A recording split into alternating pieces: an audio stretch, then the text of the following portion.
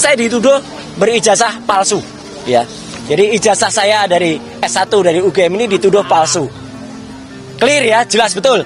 Ini ada legalisasinya. Silakan difoto, silakan dianalisis. Roy Suryo pamer ijazah S1 hingga S3 setelah laporkan 7 pendukung Jokowi. Kalau mau diuji, silakan.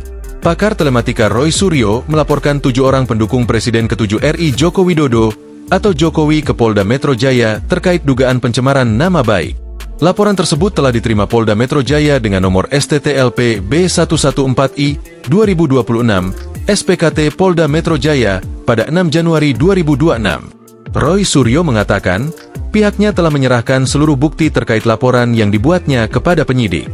Kami sudah menyerahkan laporan berupa detail intinya seperti ini, lengkap dengan ada penjelasan di dalamnya tentang orang-orangnya, tentang buktinya, screen capture-nya, linknya, bahkan juga transkripnya sudah kita berikan semuanya.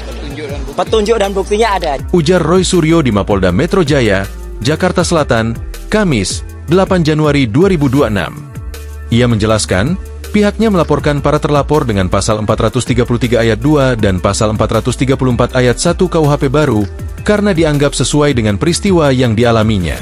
Mantan Menpora itu menilai tudingan terhadap dirinya sebagai sebuah fitnah serius.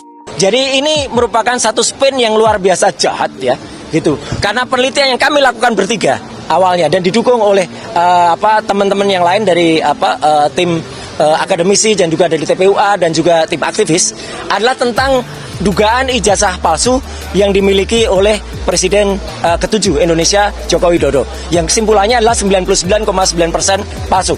Katanya,